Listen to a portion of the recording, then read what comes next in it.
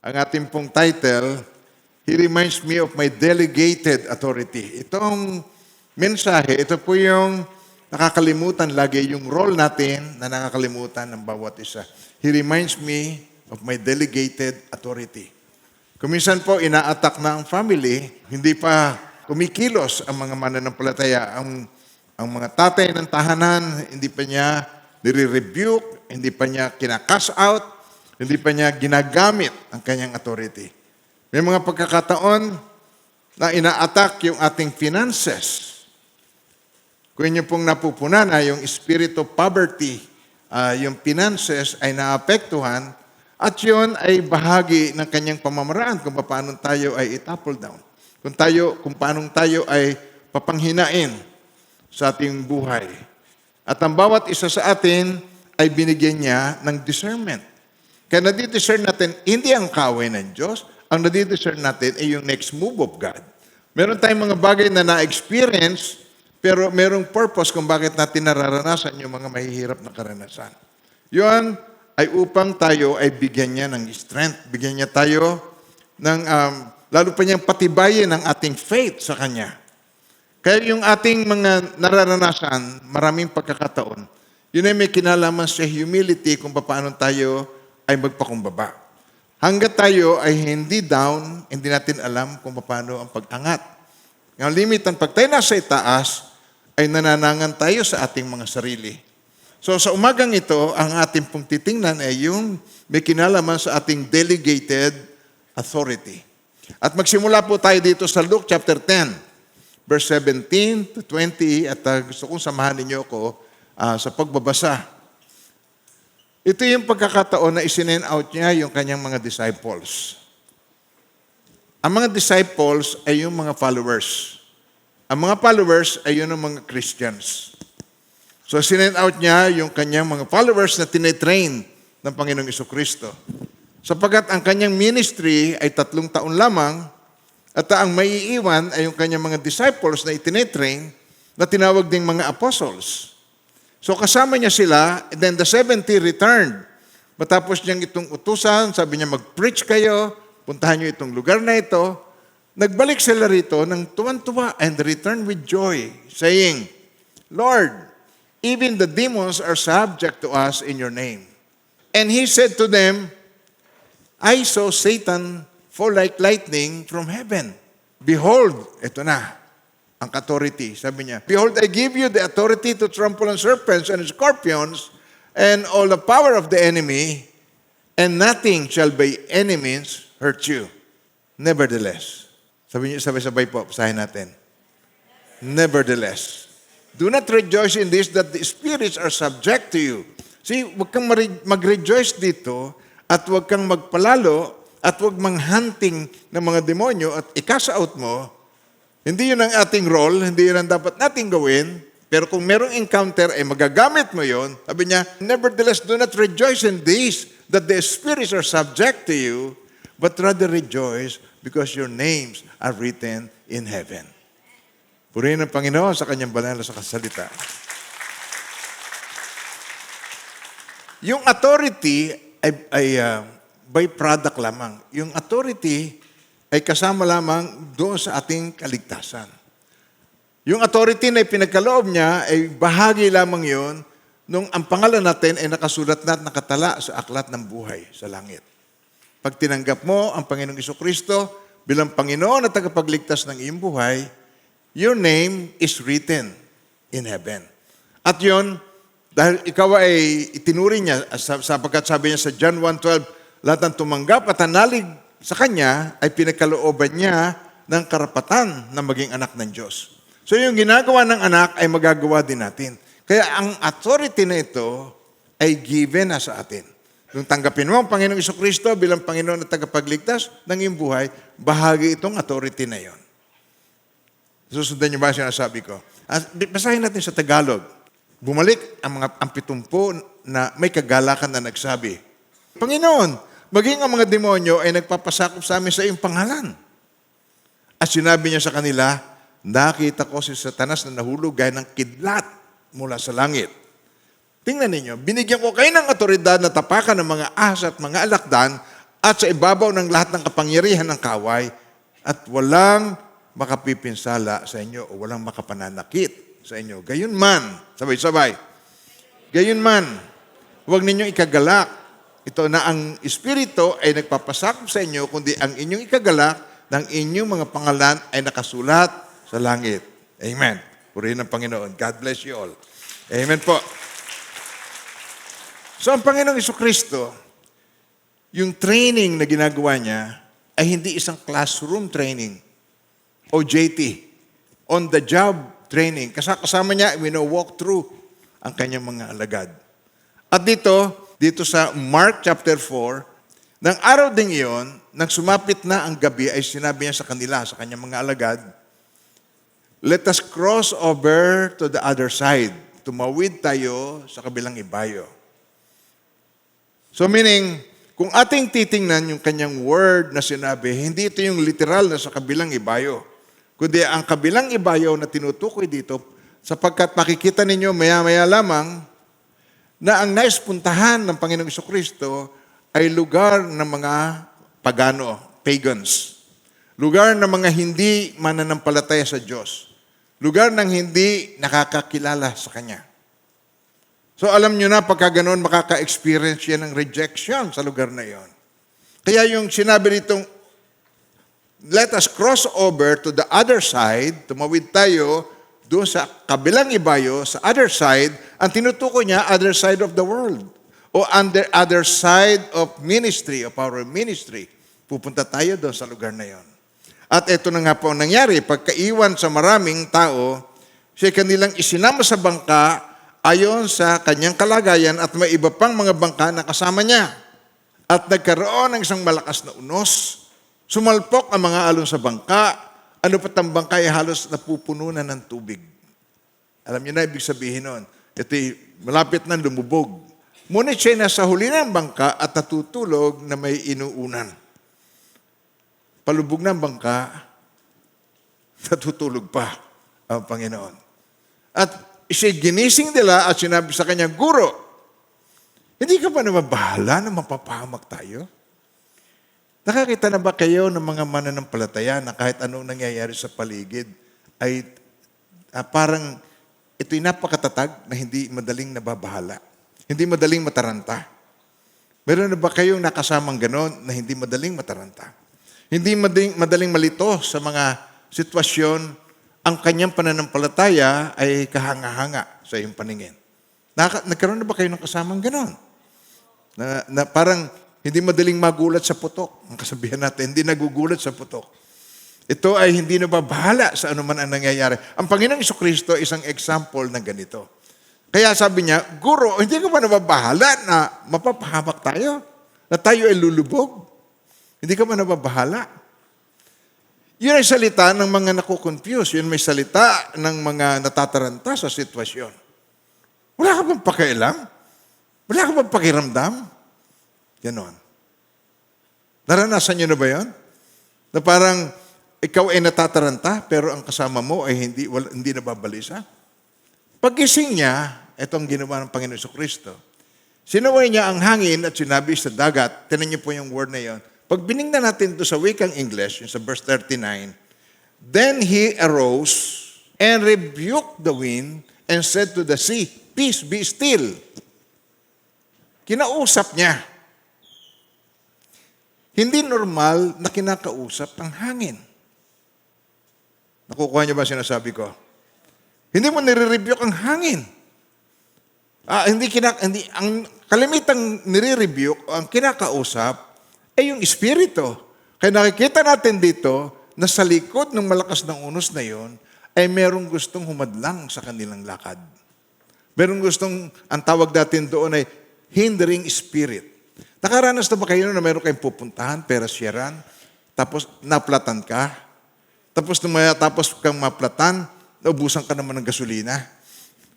At matapos kang maubusan ng gasolina, nadiskarga naman ng baterya, abot-abot ang sunod-sunod na hindrance sa lakad mo. Hahadlangan at hahadlangan ang gawain ng Diyos. Wala kang magagawa doon. Talagang yun ay given. At kailangan matuto ka kung paano mong i-handle ang opposition. For every opportunity, tatandaan po ninyo yun. For every opportunity, there is opposition. Sa bawat oportunidad, halimbawa, opportunity para ikaw ay magbago, may hadlang sa iyo. Opportunity para ikaw ay isang mabuting asawa, may hadlang sa iyo. Opportunity para umasenso ang negosyo mo, merong ahadlang sa iyo. Sabi niyo yan, for every opportunity, there is opposition. And we need to learn how to handle. So, at nagkaroon ng isang malakas na unos. Sumalpok ang alon sa bangka, ano pat ang bangka halos napupuno ng tubig. Ngunit siya nasa huli ng bangka, natutulog sa may inunan niya, ginising siya at sinabi sa kanya, Guro, hindi ka ba nababahala? At ngayon, tumayo si Jesus at kinausap niya. Sabi niya, sinaway niya, I rebuke you. Yung hangin, in-rebuke. Yung dagat, inutusan niya, kumalma ka. Tumahimik. Kumalma. Parang ilog ang dagat. At tumigil ang hangin at nagkaroon ng katahimikan, sinabi niya sa kanila, bakit kayo natatakot? Ngayon, sabihin niyo sa akin, may sense ba yung kanyang sinabi na yun? Bakit kayo natatakot? Hindi ka ba matatakot kung lulubog ng bangka? Pero sabi niya, bakit kayo natatakot? Ano sa tingin ninyo? Bakit kaya sinabi ni Jesus sa kanyang mga alagad, bakit kayo natatakot? Sige. Dahil, siya mismo kasama. Nakasakay siya sa bangka. Kaya iniisip, tinan nyo, bakit kayo natatakot? Siya ay nakasakay sa bangka. Pero ngayon, siya ay nasa puso ng mga mananampalataya. Pag tinanggap mo si Jesus bilang Panginoon at tagapagligtas ng iyong buhay, kaway templo ng banal na Espiritu, kasama natin ang Diyos. Jesus in me in 2023. Tatandaan yung theme natin for the whole year. Hindi ko kayo iiwan, ipababayaan man, kasama niyo ako maging sa huling sandali. Hindi ba?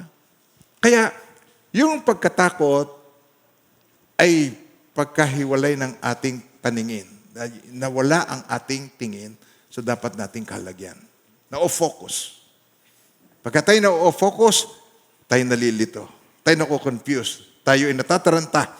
Tayo ay nagkakaroon ng kakaibang nararamdaman at ang salita ay hindi na maganda. Wala ka bang pakialam na tayo lumubog? Mga ganon. Kaya nirebuke niya, bakit kayo natatakot? Wala ba kayong pananampalataya? At pagkatapos nito, ang mga alagad, sila'y sinidlan ng matinding takot at sinabi sa isa't isa, sino ba ito na pati ang hangin at ang dagat ay sumusunod sa kanya? Alam nyo, gusto ng Panginoong Jesucristo na ipakilala ang kanyang sarili sa kanila sapagkat una-una, sinabi niya ito kay Nicodemus. Nung si Nicodemus kinikilala siya, sabi niya, alam namin na kayo guro na nagmula sa Diyos sapagkat walang makagagawa ng kabagbalagan na ginagawa ninyo malimang ang Diyos ay sumasa Kanya. Ngunit, ibang sinabi ng Panginoong Jesucristo. Sabi niya, maliban ang isang tao ay silang muli, hindi niya makikita ang paghahari ng Diyos. So, ibig sabihin, hindi mo makikita ang kaharian ng Diyos. Unless one is born again, he cannot see the kingdom of God. Hindi doon ang makikita mo. Makikita mo ay mo panlabas. Ang makikita mo, yung puro natural. Hindi mo makita yung tungkol sa kingdom of God. At ito, ang kanyang itinuturo sa mga alagad sa mga sandaling ito. Kaya sabi niya, eto, ang tanong ng mga alagad, sino nga ito na pati ang mga hangin at ang dagat ay sumusunod sa kanya? Itong conversation na ito, huwag niyong kalimutan na ang mga alagad nagtatanong sa isa't isa kung sino talaga si Jesus. At ang mga alagad tinanong ni Jesus, sino raw ako ayon sa mga tao? Kung natatandaan niyo yun, may mga pagkakataon sa Cesarea, Pilipos, tinanong niya kanyang mga alagad, sabi niya sa kanyang mga alagad, sabi niya, sino raw ang anak ng tao ayon sa mga tao? Ang tawag niya sa kanyang sarili ay anak ng tao. Sino raw ang anak ng tao ayon sa mga tao? By the way, bago po tayo ay magpatuloy, si Jesus ay hindi tao lamang. Siya ay nagkatawang tao. At sa kanyang pagkakatawang tao, gusto niyang ipakilala kung sino siya.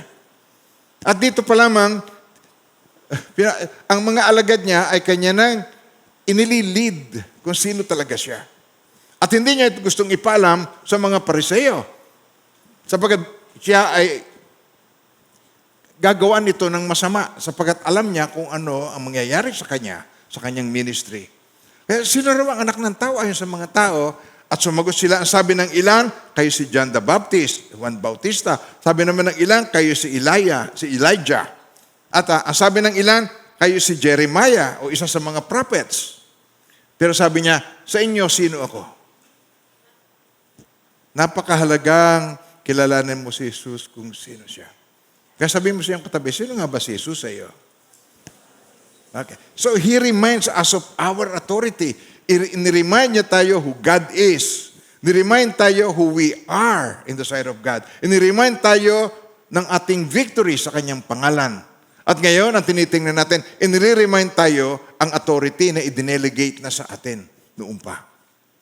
Na ngayon ay tinitrain na niya ang kanyang mga alagad kung paanong gamitin.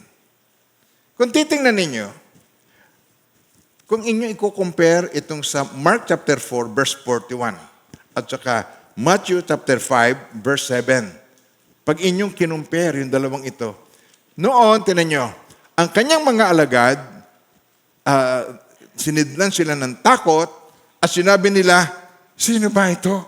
Sino nga ba ito? Na pati ang mga hangin ay sumusunod sa kanya. Pero pagdating sa Mark chapter 5 verse 7, kung titingnan ninyo yung comparison ng dalawa, ito yung pagdating nila doon sa kabilang lugar na sinasabi niyang, let us cross over to the other side.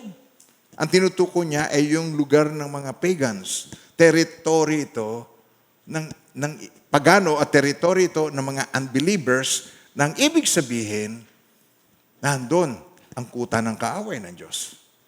Kaya pag lipat niya doon, may nakita ka agad, may nasalubong ka agad siya, na isang tao na inaalihan ng masamang espiritu, at ito'y sumigaw. Ang sabi niya ay ganito. Sabi niya rito, sumigaw ng malakas, ano ang pakialam mo sa akin, Jesus? Anak ng kataas-taasang Diyos. Pero anong sabi ng alagad niya? Basahin niyo yung sinabi ng kanyang mga alagad. They're ready? Okay, read. Sino nga ito? Na pati hangin ng dagat ay sumusunod sa kanya? Tapos, sabi ng diablo, tinan nyo, ano sabi ng demonya? Ano ang pakialam mo sa akin? Jesus, anak ng kataas-taasang Diyos. Sino masigit na nakakakilala kay Jesus? Sabi sa katabi mo, kakahiya. No? Kakahiya. Kaya, dito makikita natin, tinan nyo, noon, ito yung bago pa siya ay namatay, nabuhay na maguli at umakyat sa langit. Ito ay yung bago yung ang Holy Spirit ay pinagkaloob sa tao. Noon, nandun pa siya sa kanyang earthly ministry. Patungo pa lang siya doon. Kaya itong panahon ito, itong time na ito, itinitrain na niya ang kanyang mga alagad na kasama tayo ngayong umaga. Itong story nitong Mark chapter 5, verse 1 hanggang 20. Dumating sila sa kabilang ibayo ng dagat sa lupain ng Geraseno. Gadarenes. Okay? So Geraseno sa Tagalog. Nang bumaba siya sa bangka, isang lalaki na may masamang espiritu ang agad na sumalubong sa kanya mula sa libingan. Siya'y naninirahan sa mga libingan at wala nang makapigil sa kanya kahit na may tanikala. Kahit siya pigil, hindi siya napipigil ng tanikala. Sapagkat madalas na siya ginagapos ng mga kadena at mga tanikala, ngunit nilalagot niya ang mga tanikala at pinagpuputol-putol ang mga kadena, walang taong may lakas na makasusupil sa kanya. Sa gabi't araw, sabay-sabay, basahin ninyo. Okay. Sa gabi't araw, ay palagi siya nagsisigaw sa mga libingan at sa mga kabundukan at sinusugatan ang sarili ng bato. Yung demon possessed o yung tao na inaalihan masamang espiritu, sinasaktan niya ang kanyang sarili. Hinihiwa niya ng blade. Nagbibikte. Marami siyang ginagawa na masochism. Kaya nakikita natin dito yung mga bagay na kailangan matutunan, lalo na ng mga kabataan, meron siyang gustong ituro sa atin dito. At least makita natin dito na sa church, hindi lamang ito yung hallelujah, amen. Hindi naman yung gano'n. Hindi lang puro kantahan. Kailangan matutunan natin dito ay digma ang espiritual. meron digmaan espiritual. Sabi mo ngayon, meron digmaan espiritual. At itong mahirap na digmaan dahil hindi mo nakikita ang kaaway. At kinakailangan mo rito ang talas ng discernment at kinakailangan makita mo rito na mai-apply mo yung authority na ipinagkaloob sa iyo ng Panginoon. Gabit araw palagi siya nagsisigaw sa libingan ng kabundukan. Sinusugatan ng sarili at nang matanaw niya si Jesus, malayo, tumakbo siya at si Jesus ay kanyang sinamba. Lumuhod siya sa harapan ni Jesus. Siya'y sumigaw ng malakas ang tinig. Ano ang pakialam mo sa akin, Jesus, anak ng kataas-taasan Diyos? Kilala siya. Pinakikiusap ko sa iyo, alang-alang sa Diyos, na huwag mo akong pahirapan. Huh? Itong tao, pinahihirapan niya ng napakatagal na, hindi na ito makapanirahan sa kanyang bahay. Ang kanyang, mas haul pa ito sa mga praning. Yan, alam niyo ba yung ibang mga adik na may mga taong grasa, na manasiraan na talaga ng bait na hindi na makatira sa kanyang bahay. Pero ito, hindi na makatira, hindi na matolerate ng kanyang family. Hindi ito makatolerate ng kanyang mga friends. Hindi na. Kaya ang ginawa, ito, matagal ng panahon ito, wala siyang suot na damit. Hubot-hubad to. Dumudumi na ito kung saan-saan at ito ay nagsisisigaw at ang kakaiba rito, meron ba sa inyong isa man dito na kaya maglagot ng kadena? Ito, pag ginapos mo, nagpuputol-putol ang mga kadena. Walang makapigil sa kanya. At nagsisisigaw siya at kinatatakutan siya ng mga tao. Sabi rito, tinan nyo, ating tingnan mabuti. Pinakikiusap ko sa iyo, alang-alang sa Diyos na huwag mo akong pahirapan. Ang lakas ng loob magsalita ng ganon. Huwag mo akong, nakikiusap ko, alang-alang sa Diyos, huwag mo akong pahirapan. Samantalang yung tao na nilukuban nila ay pinahihirapan niya. Tingnan nyo. Ang masamang espiritu ay wala itong katwiran. Ito ay walang habag, wala itong awa. Gusto niya siya ay kaawaan, pero siya ay walang awa sa kanyang kapwa. Walang awa sa tao. Walang awa sa pinahihirapan niya. So, eto, tinan nyo, tuloy natin. Sapagkat sinabi niya sa kanya, lumabas ka sa taong yan, ikaw na masamang espiritu.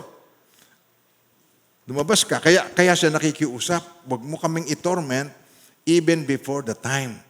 Bagat dumating ang takdang araw, huwag mo kaming i-torment. Huwag mo kaming pahirapan bago yung araw na yon. Merong takda ang Diyos. At sinabi niya itong mga bagay na ito, huwag mo kaming pahirapan bago sa takdang oras. Tinanong ni Jesus, ano ang pangalan mo? At sumagot. Ang sabi niya, Legion o Legion. Ang pangalan ko, sapagkat marami kami. Alam niyo ba ang Legion? Sa Roman soldiers, ang Legion ay about 2,000 soldiers to 6,000. Yun ang Legion.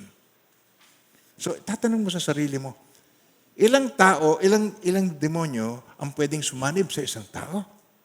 Isang tao lamang ito. Ilang demonyo ang pwedeng sumanib sa isang tao? Kaya makikita mo rito ang example na sobrang sama.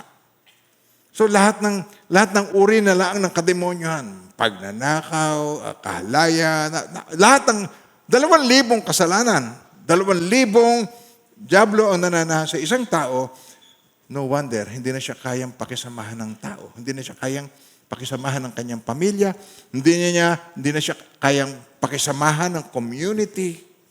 Naandun na siya sa isang lugar na nag-iisa and the only place for him is to live doon sa lugar na yon ng libingan.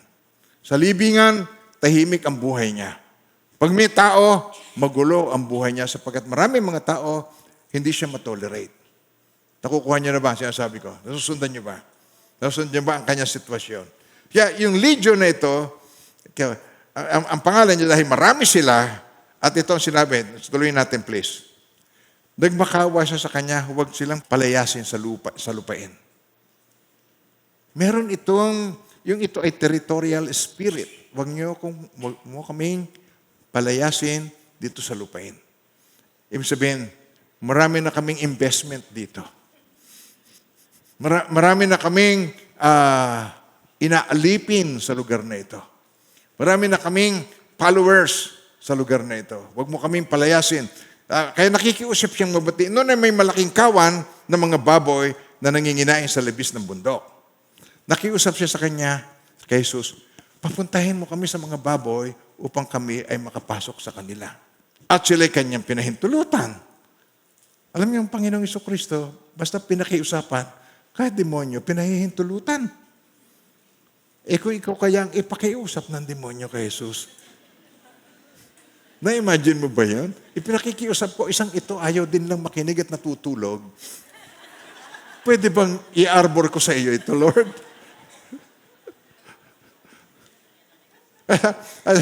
Ang kawan na may bilang ng mga 2,000, bumulusok sa matarik na bangin. Lumabas sila, pumasok sa baboy. Sila nag-request kung pwedeng pumasok sila sa baboy. Kailangan nila ng katawan.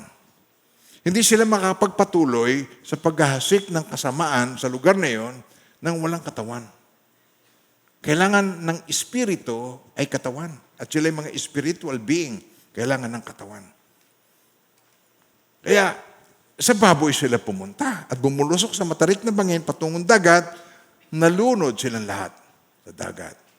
Ang mga nagpapakain sa kanila ay tumakas at ibinalita sa lungsod ng nayon, kaya nagdatingan ng mga tao pang tingnan kung anong nangyari. Ito, lumapit sila kay Jesus at nakita nila ang inaalihan ng mga demonyo na nakaupo roon, na may damit, matino, ang pag-iisip, ang taong nagkaroon ng isang lehiyon at sila'y natakot. Nung tumino ang tao, mas lalo pa siyang natakot. At sinabi sa kanila ng mga nakakita nito, anong nangyari sa inaalihan ng demonyo at sa mga baboy? Sila nagpasimulang makiusap kay Jesus na, pwede ba umalis na kayo sa lugar nito? Lisanin ang pook nila. Sa halip na sila ay matuwa na meron silang dating kinatatakutan. Dating merong horror, parang may horror movie sa kanila. At nakita nila nakadamit na ito, matinong isip, nakaupo na sa paanan ni Jesus. At tapos, nung makita nila, sabi nila kay Jesus nakiusap, Lord, pwede po ba? Umalis-alis na kayo rito sa lugar na ito. So mamaya papaliwanag natin to. At nang sumakay sa bangka, yung lalaking yun na na-deliver, inaalihan ng mga demonyo, nakiusap na kung pwede ay isama na siya. Ngunit tumanggi si Jesus. Sabi niya sa kanya, umuwi ka sa iyong mga kaibigan. Sabay-sabay, basahin niya. Umuwi ka sa iyong mga kaibigan at ibalita mo sa kanila ang lahat ng ginawa ng Panginoon para sa iyo at kung paanong kinaawaan kanya. At ang lalaki lumisan, nagpasimulang ipahayag sa Decapolis ang lahat ng ginawa ni Jesus para sa kanya at namangha ang lahat. Purihin ang Panginoon sa kanyang banal na salita. Amen. So dito, ipapaliwanag natin itong mga pangyayaring ito. Titingnan natin kung ano ang matutunan ng bawat isa. Dito, yung isang tao na out of control. Meron ba sa inyo na pagka naggalit, winawasak ang mga gamit, hindi mapigil ang sarili, nananakit, naghuhuramentado. Meron akong alam sa Mindoro, yung tatay ng isang tinutuluyang ko roon, pag nalalasing, may hawak na itak. Sasabihin niya, pakiusap, panaga. Pakiusap pa man din. Pakiusap, panaga, hawak-hawak niya ang kanyang itak. Pag may pumatol, pasok naman sa bahay. Pero nakikita natin dito yung extreme, na pagka ikaw ay nagalit, extreme. Pag ikaw ay nalungkot, extreme na kalungkutan.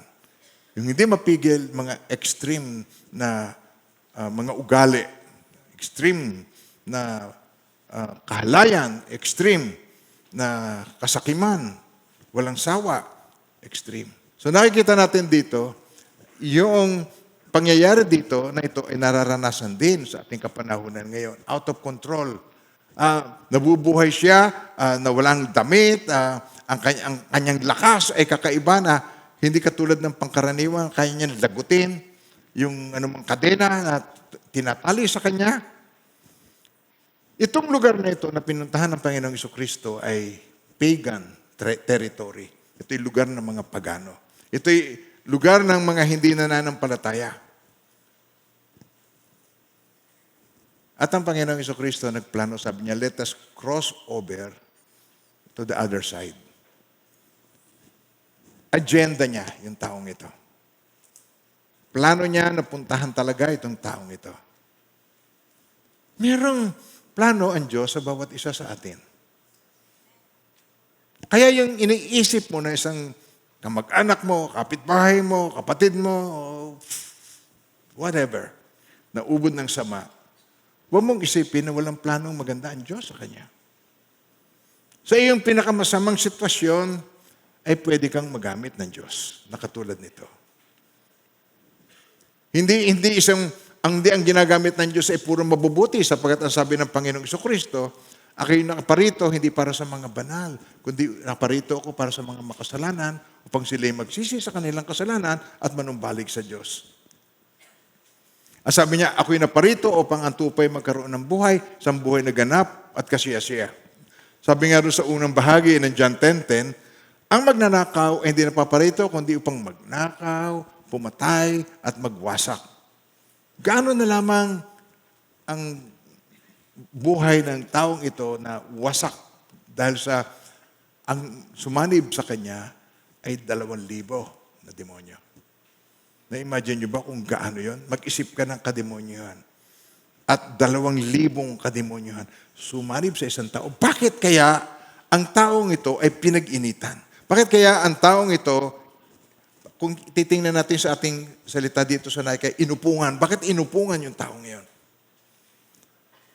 Sapagkat yung lugar na yon, na isang pagan territory, pagano na hindi kumikilala sa Diyos, siya pala ang may anointing na gagamitin ng Panginoon. Siya ang nakatalaga, itinalaga, upang siya pala ang gagamitin ng Panginoon para siyang maghayag ng good news no, sa lugar na yon.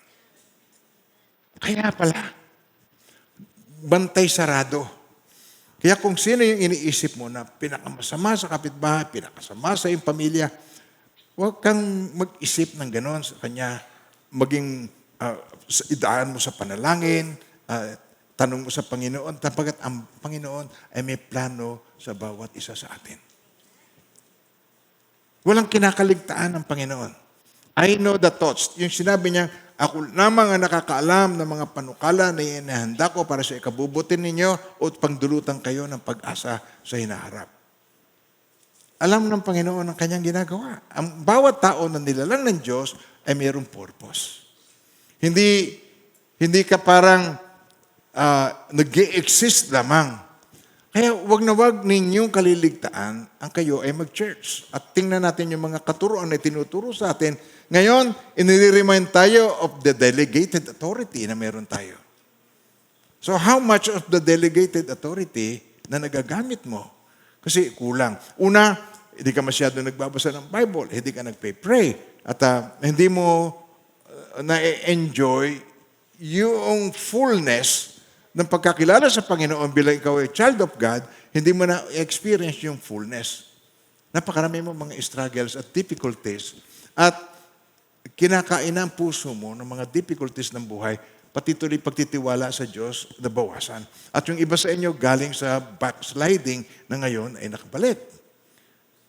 May plano ang Diyos sa iyo. Sabihin mo nga sa katabi mo, may plano ang Diyos sa iyo. Amen po. At titingnan natin ngayon, ang susunod na titingnan natin, na ito, tinan nyo.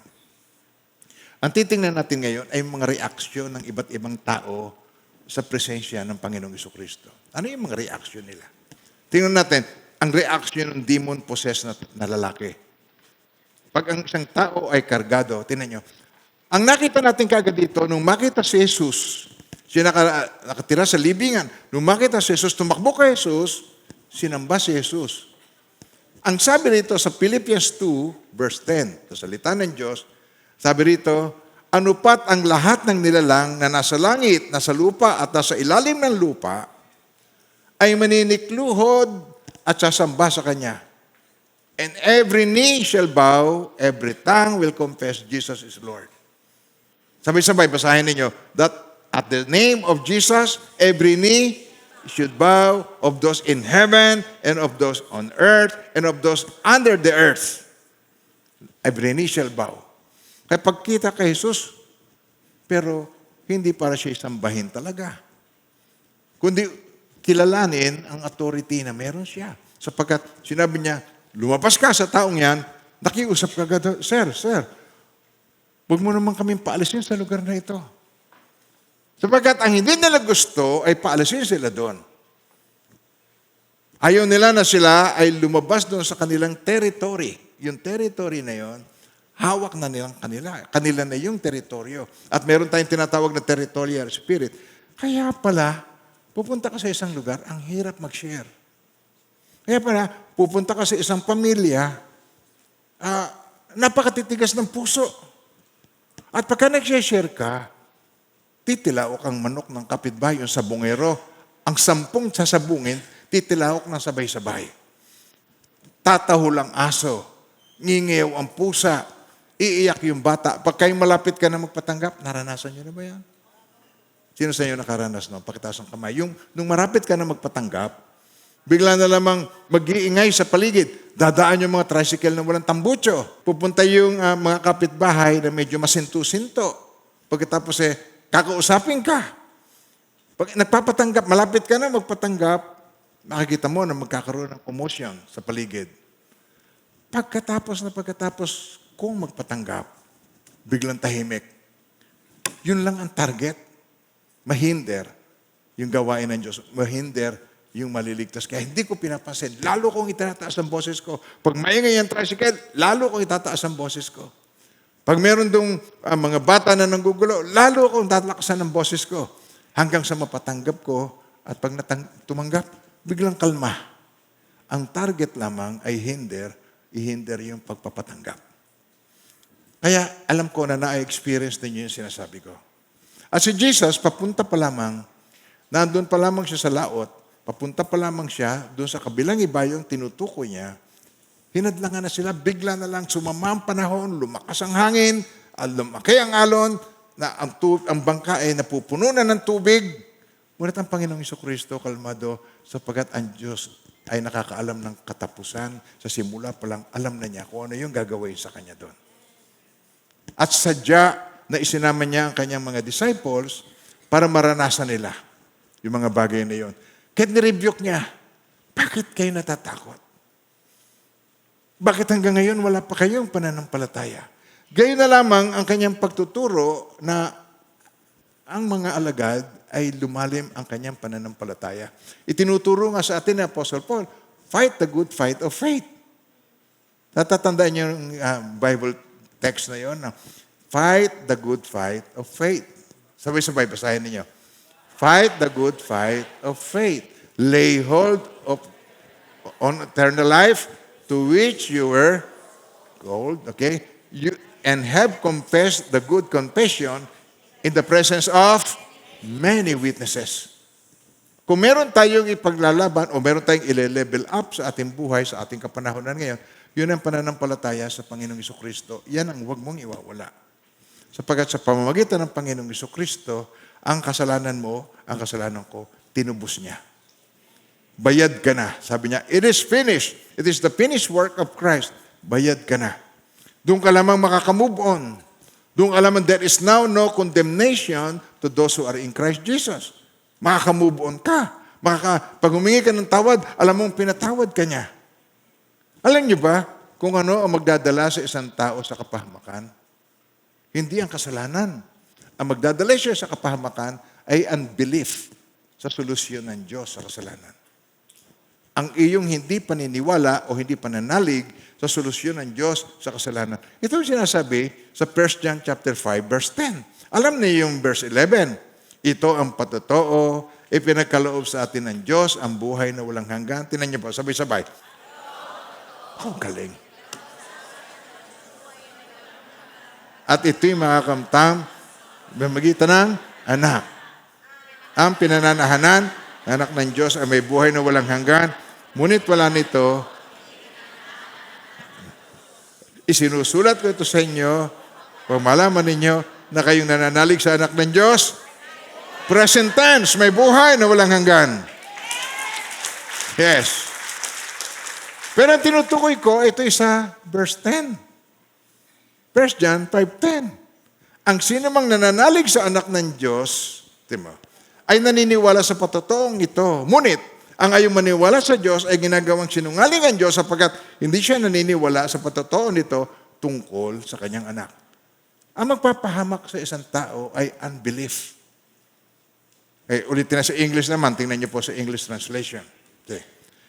He who believes in the Son of God has the witness in himself. He who does not believe, God has made him a liar. Okay. He who does not believe God has made him a liar because he has not believed the testimony that God has given of His Son. So yung nagpapahamak sa isang tao ay unbelief. Kaya kung meron kang gusto mong i-repent sa buhay mo, ay yun unbelief, ang hindi pananalig sa solusyon ng Diyos. Ang solusyon ng Diyos ay, sino? Si Jesus. Siya ang kordero ng Diyos na nag-aalis ng kasalanan ng sanlibutan. At itong lugar na ito na pinuntahan niya ay hindi pa nakakarinig ng good news. Itong lugar na pinuntahan niya, ito'y lugar ng mga tao na pagan, na sumasamba sa mga Diyos-Diyosan, mga hindi kumikilala sa Diyos. Kahit nung puntahan niya ito, pinuntahan niya yung tao na nakatakdang gamitin ng Diyos, na natunugan ng kaaway ng Diyos, at siya ang pinuruhan. 2,000 bantay sarado. Kaya siya ay halos wasakin ang buhay niya, pero hindi inaalaw ng Lord na patayin siya. Sa kabila ng lahat ng iyon, nasagip pa siya ng Panginoong Jesucristo. Amen po. So ang reaction nitong demonized na tao ay tatlo. Makikita natin dito, 3 things ang kanyang reaction. Ayaw nila sila ay matorment. They didn't want Jesus to torment them before the time. At wala namang balak ang Panginoong Jesucristo na hindi sundin kung ano yung timeline ng Diyos. Wala siyang balak na gapihin ka agad siya nang wala sa timing sapagkat kailangan pa rin niya ang dyablo para turuan tayo na makidigma. Alam niyo ba yon? Papakita ko sa inyo. Dito sa Judges chapter 3. Kaya kailangan makita ninyo na tinuturuan tayo ng Panginoon. Tinan nyo. Sadya, itinira ni Yahweh ang ilang bayan sa Kanaan. Ito yung lupain na pinangako niya sa mga Israelita para makonquer. At sadya na itinira. Bakit niya itinira?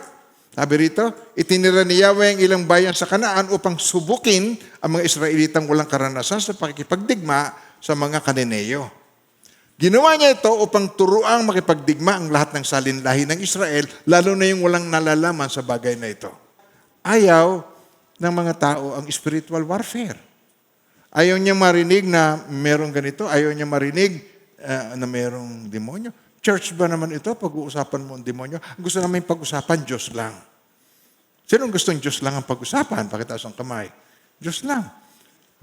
Pag sinabi mong Diyos, may kaaway din ng Diyos. Wala tayong magagawa doon. Yun ang reason, kaya doon sa garden, ay naandun na kaagad yung kaaway ng Diyos, si Satanas, yung ahas na tinukso, sapagkat siya nag-o-oppose sa bawat plano ng Diyos.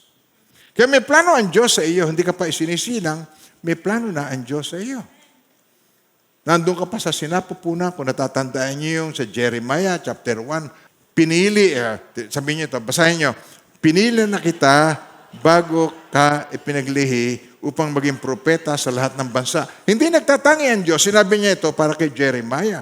Pero kung papaano siya sa mga propeta at papaano siya kay Jeremiah, sabihin mo sa katabi mo, ganun din siya sa akin. May plano siya sa iyo. Pinili na kita bago ko pa ipinaglihi upang maging propeta sa lahat ng bansa. Ibig sabihin ng propeta, magsasabi ng mabuting balita o yung kalooban ng Diyos i-declare mo sa mga bansa. Yun ang role ng mga mananampalataya na nanalig ka sa Diyos, ihayag mo ang kabutihan ng Diyos. Ihayag mo ang plano ng Diyos. Ihayag mo ang pag-asa ng lahat ng tao sa Diyos. Kaya, pinili na kita bago pa ipinaglihi upang maging propeta sa lahat ng bansa. Sinabi ko naman, Yahweh, hindi po ako marunong magsalita, bata pa po ako. Subalit, sinabi niya sa akin, huwag mong sabihing bata ka, sinusugo kita, kaya tumayo ka, ipahayag mo sa lahat ang aking iniutos sa iyo. May plano ang Diyos sa bawat isa. Similya ka pa lang. Alam niyo ba na milyon na sperm cell ito na binubuga sa sinapupunan ng nanay, isa lamang ang nagwawagi doon, naglalangoy itong kabibilis, tapos isa lamang doon, ikaw yon. Bago ka pa pinanganak, ay victorious ka na. Kung naiintindihan niyo yung medical science, magsisiping si tatay at si nanay, huwag kang malisyoso. Sabihin sa tatay, natural yon. Okay, ngayon, pag pinuga ang similya, maglalango yan ito, pagkabibilis. At pagkatapos, yung mabilis maglangoy sa kanila, yun ang kakapit sa Excel, yun ikaw. Bago ka pa ipinaglihi, nakita kanyang kakawag-kawag, lalangoy-langoy. At pagkatapos ng isilang ka, eto ka na. At nakikinig ka ngayon dito kahit umuulan, ay nakarating ka. Pero pagka tungkol kay Jesus, dumating yung mga tao, tinignan yung inaalihan ng masamang espiritu. Yung taong ito, nakatira na sa sementeryo at mapanganib itong taong ito sapagkat ito ay nananakit. Kung sinasaktan niya ang sarili niya, siya ay masochist, ay siya ay nananakit ng kanyang kapwa rin. Pero ditong tendency na siya ay manakit na dumadaan doon sa gabi. Takot sila para itong horror movie. Nakita nila matino na. Maayos na. Pero nung nakita rin nila, ay 2,000 kawan ng baboy, bumulusok at nag-commit ng suicide. Meron na ba kayo nakitang baboy na nagsuswimming? Nakita na ba kayo doon? Meron na kayong baboy na nakita nagsuswimming? O nakikita ninyo na ang baboy ay gagawin niya lahat-lahat upang hindi siya mahuli? Ang tinutukoy ko hindi yung baboy sa ulbo. Itong mga baboy na ito, hindi ito yung baboy na nasa ulbo. Ito yung baboy na parang baboy damo. Mabilis itong tumakbo. Hindi ito yung baboy na bubulusok. Pero yung baboy na yon, nung sinaniban siya ng masamang espiritu, nagulat siya at nagtatakbo at ginawa niya yung hindi pangkaraniwan niyang ginagawa, yun ang pagsuswimming. Ginagawa ng mga inaalihan ng masamang espiritu ang bagay na hindi niya pangkaraniwang ginagawa. Katulad ng re-repain mo ang sanggol. Tulad ng papatayin mo, tapos tatadtarin mo ng saksak, 16 na saksak, hindi titigilan. Yung hindi niya pangkaraniwang ginagawa, gagawin niya. At itong mga baboy na ito, nag-commit na suicide. Balitang-balita na ang dami ng mga nagsusuicide sa ating kapanahunan ngayon. Sa Mindoro, mayroon isang nanay na pagdarating ng anak niya ng 14 years old, nag-suicide yung isang anak niyang lalaki, 14 years old. Nangyari yun years back. Pagkatapos, nung March, meron na naman siyang anak, nung na-reach niya ang kanyang 14 years old, nag-suicide din, nagbigti rin. Sino ang nasa likod na yun? Pagsa-suicide. Hindi ba gagawin mo ang lahat-lahat para huwag kang mahirapan, huwag kang mamatay? Tama. Pero hindi mo gagawin yun, ikaw ay nasa ustong kaisipan. Merong lumukob at nangyari yun. Hindi naman ang baboy nagsuswimming, merong baboy na nagsuswimming. At biglang tumakbo doon ang nag-suicide. Pero nung makita nila ito, at yung kasing 2,000 baboy, hindi pag-aari lang ng isang tao. Alam niyo sa naik, uso ba rito yung paiwe? Yung paiwe, yung baboy, papalagaan mo. Tapos pag nanganak, magpaparty kayo. May paalaga, nagpapaalaga. So ito, maraming owners. At nalaman nila kung ang nangyari doon sa kanilang herd, sa kanilang babuyan. Okay? Kaya, nung malaman nila itong nangyari sa kanilang mga baboy, at nakita nila na yung pagka-cast out ng Panginoong Jesucristo na pumunta ron sa baboy ang naging dahilan, ang Panginoong Jesucristo pinaalis niya. Kahit na, tignan nyo, meron tao doon na nagsisisigaw. Meron tao doon na hubot-hubad, na dumudumi na sa sarili niya. Punong-puno siguro ng dumi, ng tae niya, ng ihi niya, doon na siya naliligo, napakabaho ng taong ito na para ng hayop siya. At pagkatapos, nakita niya na nasa paanan ni Jesus, may damit na, malinis, matino na ang pag-iisip. Tapos sabi niya, umalis na ho kayo rito. Pwede ho ba makikiusap kami, umalis kayo rito? Parang sinasabi niya, kaya na ho namin, okay na sa amin itong milukuloko rito. Okay na sa amin dito na mayroon ditong halimaw na sumisigaw sa gabi. Okay na sa amin na dito na maraming beer house sa aming lugar. Okay na sa amin yung maraming adik-adik. Huwag lang si Jesus, okay? Huwag kayo mag-share dito sa amin lugar. Huwag mong gagawin born again ang mga tao rito sa amin lugar. Kahit may patayan dito, okay na sa amin. Huwag mo lang kaming baguhin. Na-imagine nyo ba na ang Panginoong Jesucristo ginawa niya ang kanyang magagawa para tumulong. Pagkatapos, mas gusto pa nila na sila'y manatili doon sa kanilang kinalalagyan at siya'y paalisin. Nakita niyo kung paano nire-reject ang good news na dinadala niyo sa may ibang mga tao? Sino sa inyo naka-experience na rejection? Taas ang kamay. Rejection. Yung siniran mo, ni-reject. Pagkataas ang kamay ng ni-reject. Hindi ba? Sa mga nag-share, yan ang una-una kong tinatanong. Sino ang naka-experience na rejection? Tapos tinuturuan ko paano mag-handle ng rejection. Sa buong buhay mo, patuloy kang makaka-experience ng rejection. At kung paano mo i-handle to, yun ang patutuo ng iyong maturity.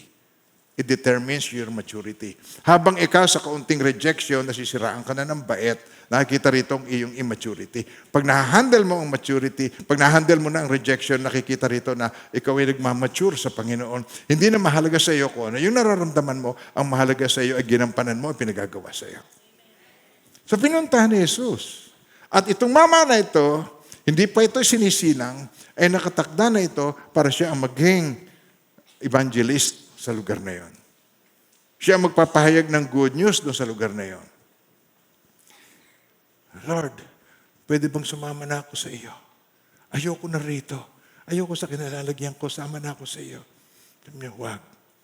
Umuwi ka sa inyo at ipahayag mo ang mabubuting ginawa ng Diyos. Kausapin mo ang mga kaibigan mo, ang mga kamag-anak mo, ang mga classmates mo, ang mahal mo sa buhay, at ikwento mo sa kanila ang magandang bagay na ginawa ng Diyos sa buhay mo.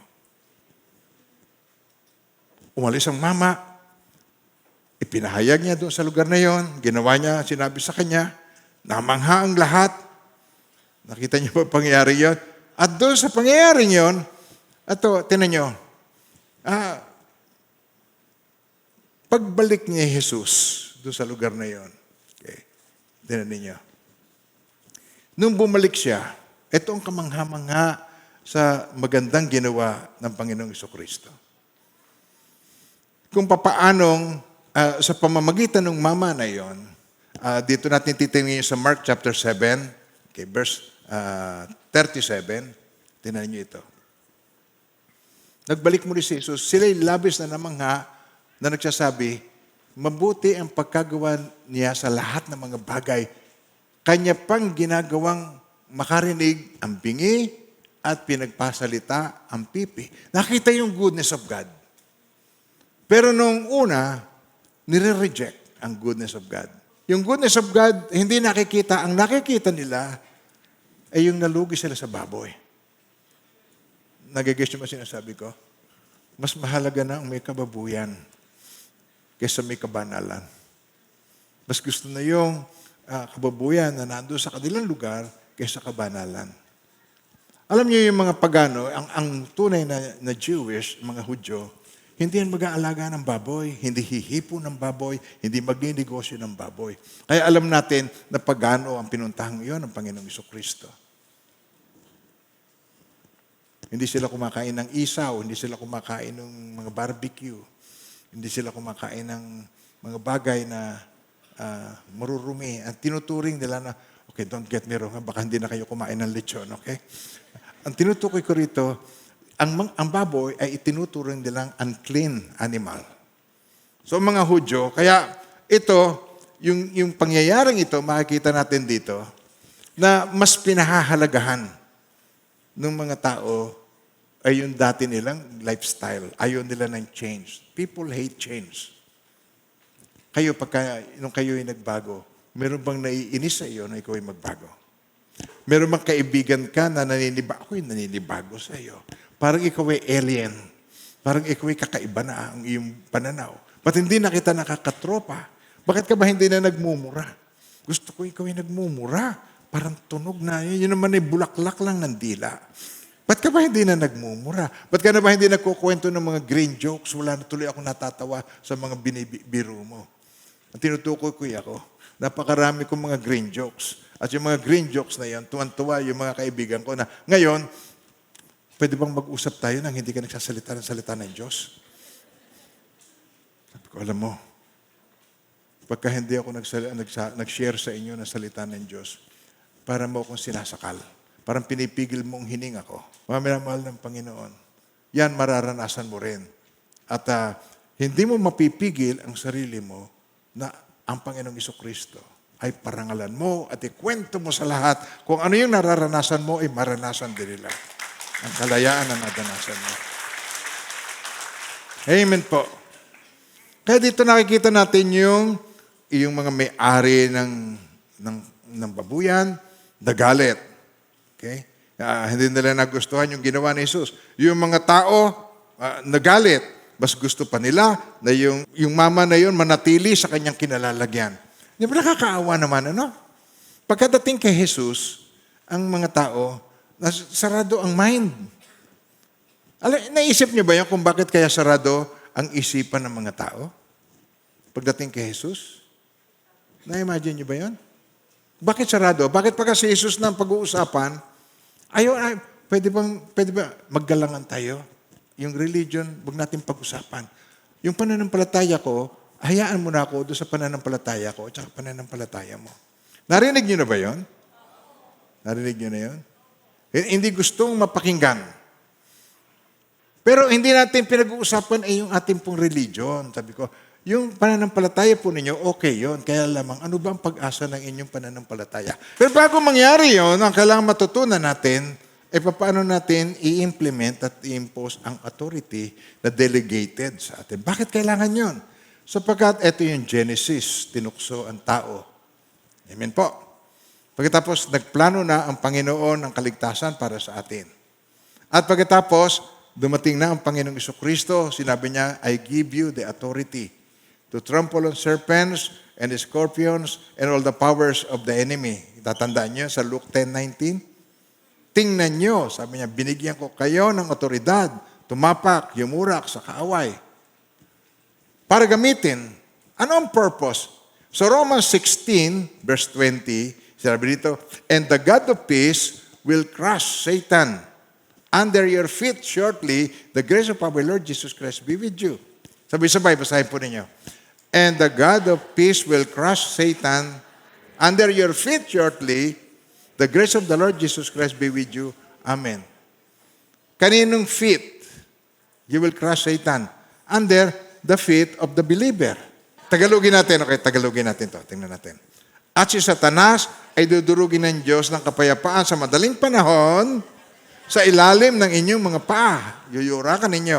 Ang biyaya nawa ng ating Panginoong Jesucristo ay sumainyo.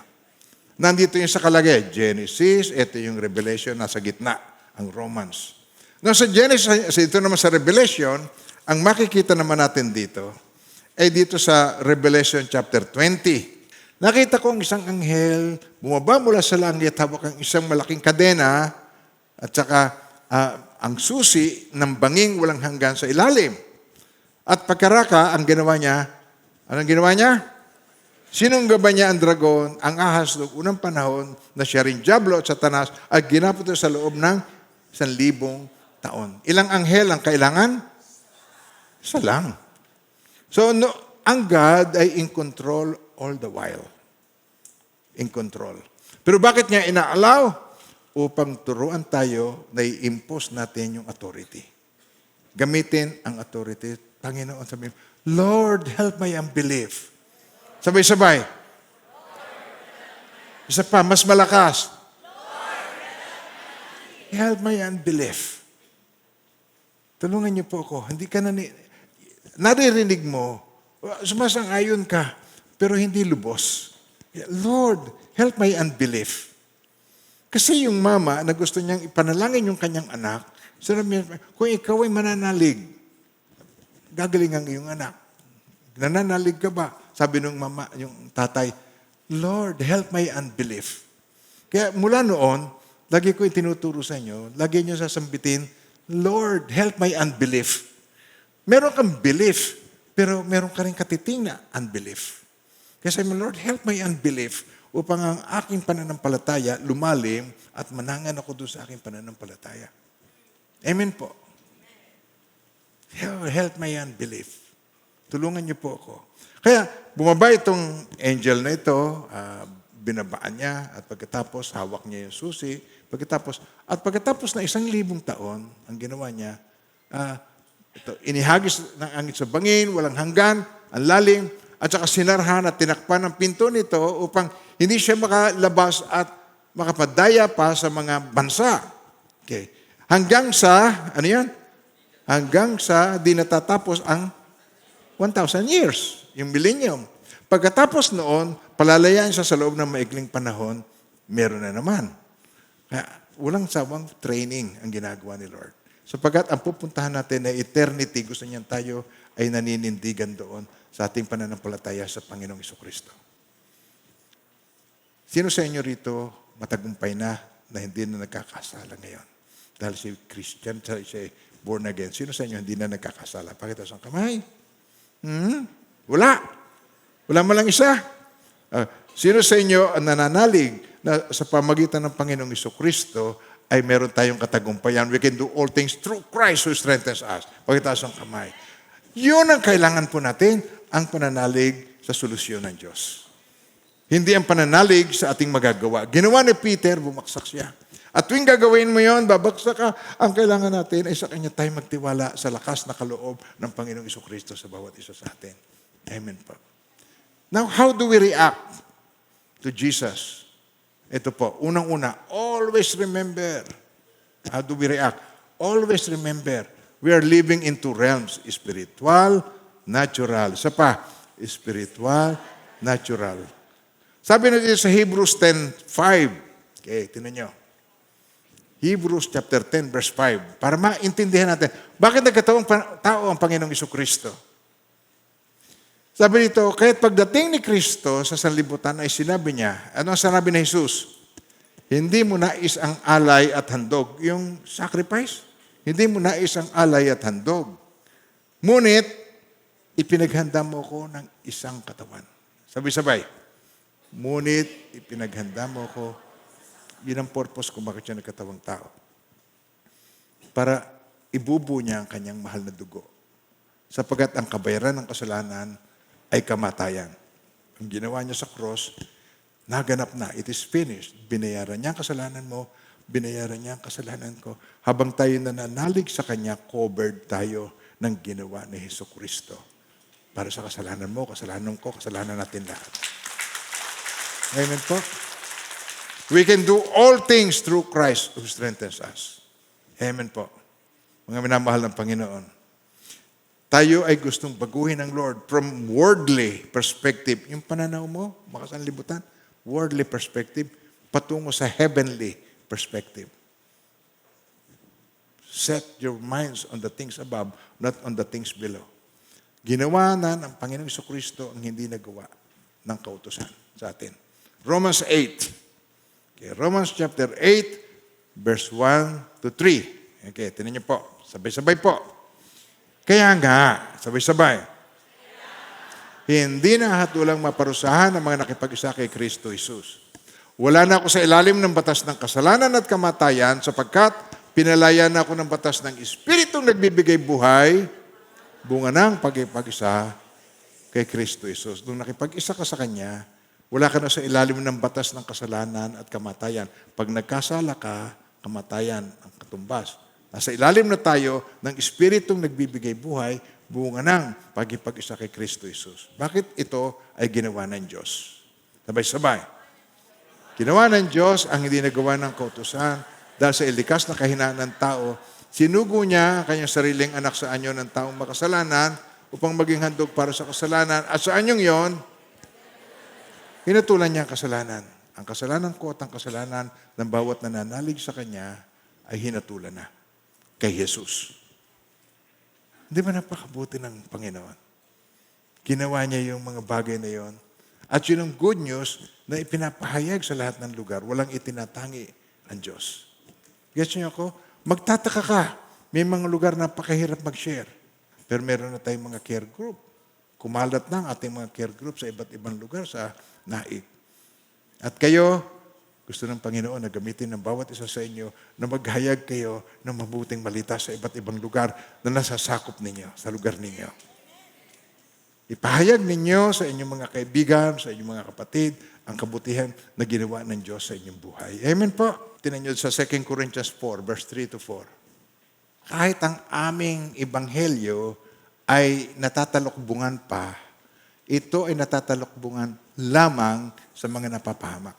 Sa kanilang kalagayan, binulag ng Diyos na sanlibutan ito ang pag-iisip ng mga hindi mananampalataya upang huwag nilang makita ang liwanag ng ebanghelyo o yung good news na kaluwalhatian ni Kristo sa larawan ng Diyos.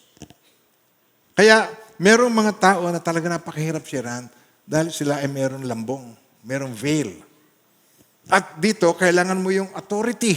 Sabi ni Jesus, muli nagsalita si Jesus, sabi niya, ako ang ilaw na sanlibutan.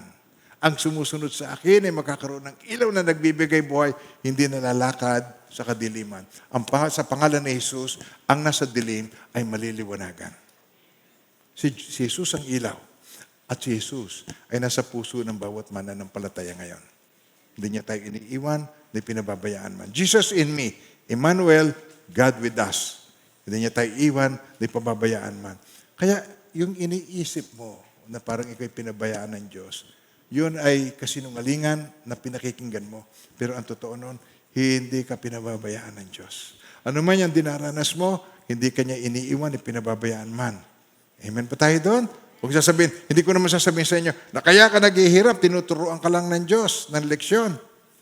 Hindi totoo yun. Nangyari yung ganon sapagkat nandito ka pa sa sanlibutan. Bunga ng marami nating mga pagsubok na dinaranas, bunga ng ating mga sariling desisyon. A lot of your decisions is what you are today. Yung mga mistake, mga pagkakamaling mga desisyon mo, bunga ng immaturity, bunga ng walang patnubay ng Diyos, kaya meron tayong sitwasyon sa ngayon. Nakukuha niyo ba sinasabi ko? Ngunit hindi pa yun ang huli. When one turns to the Lord, the veil is taken away. Ikaw ay bumaling, as sino man na bumaling sa Panginoon, ang lambong ay aalisin. Where the Spirit of the Lord is, there is liberty. Pag tinanggap mo ang Panginoon bilang Panginoon at tagapagligtas ng buhay mo, sa iyo ang banal na Espiritu at magliliwanag ang iyong pananaw. Makikita mo kung saan ang nais ng Panginoon sa buhay mo habang ikaw ay nagtitiwala sa Kanya. Trust in the Lord with all your heart. Lean not on your own understanding in all your ways. Acknowledge Him and He shall direct your path. Kay Yahweh ka magtiwala, buong puso at lubusan at huwag kang mananangan sa sariling karunungan. Siya ay sangguniin sa lahat mong lakad. Paano mo sasangguniin? Prayer. May kalagay ng panalangin sa Kanya. Si Diyos ang ilaw na sanlibutan. Ang sumusunod sa Kanya ay hindi nalalakad sa kadiliman. Sabay-sabay po, kayo naman na magbasa. Muling nagsalita si Jesus. Okay. Sabi niya, ang sumusunod sa akin, kakaroon ng ilaw na nagbibigay buhay at hindi nalalakad sa kanyang lahat ng kapurihan. Amen. Lagi ang focus natin ay kay Jesus. Amen po. Sa Kanya. Siya ang ilaw, siya ang liwanag, siya ang mag-i-illuminate sa ating mga isipan. Pag tayo na-focus sa sin at sabi mo, hindi ko na uulitin itong kasalanan ito, ang tendency, lalo mo itong mauulit. Kaya don't focus on sin. Focus on the solution sa sin. Ang binigay ng Diyos sa atin ay si Jesucristo. Sa silong ng langit ay wala nang ibang pangalan na ibinigay ang Diyos maliban sa pangalan ng Panginoong Hesus upang ang tao ay maligtas. The name that is above all other names. Ngayon, pagka ikaw ay nagkasala at ikaw ay magkakaroon ng guilt, ikaw ay merong unbelief. Ang solusyon, pag ikaw ay nagkasala, ay sa pangalan ni Jesus, humingi ka ng tawad sa Panginoon. Amen po. Tatandaan niyo, 1 John 1:9, if you confess your sins, He is faithful and just to forgive you from all our sins and to cleanse us from all unrighteousness. Lilinisin tayo ng Panginoon. Amen po. Hindi ko sinabing magpatuloy ka ng kasalanan, pero meron ba sa inyong isa man na hindi na nagkakasala? Meron? Wala. Sino sa inyo ang nakakasala pa rin? Pakitaas ang kamay. Kaya siya na parito upang tayo ay bigyan niya ng pag-asa, upang tayo ay makamove on, upang tayo yung guilt at condemnation, alisin niya sa atin, at nang tayo ay maluwag na makapaglingkod sa Kanya at magamit niya for His glory. Amen po. Sa amin pong paghihiwa-hiwalay, ay amin pong nalalaman na kasama ka namin, di mo kami iniiwan, di kami pababayaan. Ito ay ipinangako mo sa amin na aming mapanghahawakan. At ang anumang hilingin namin sa iyong pangalan, Panginoon, ito'y gagawin mo. Kaya dinadalangin ko po, Ama, mga mithiin ng iyong mga anak. Mga naghahanap ng trabaho, dinadalangin ko po, i-lead niyo po sa tamang lugar. Yung mga nanghihina, dinadalangin ko, bigyan kalakasan po ninyo, Panginoon. Ang mga kakulangan sa pinansyal, kayo po ang awing Yahweh Jireh, you are the God who provides, Panginoon. Yung mga may karamdaman, kayo po ang aming Yahweh Rofi, you are the God who heals. And now, may the Lord God bless you and keep you, and may His face so shine upon each one of you and be gracious to you. His countenance be upon you and bring you peace. In the name of the Father, of the Son, and the Holy Spirit, in Jesus' mighty name. Amen and amen. Kasama po natin ang Panginoon sa ating pagwahiwalay.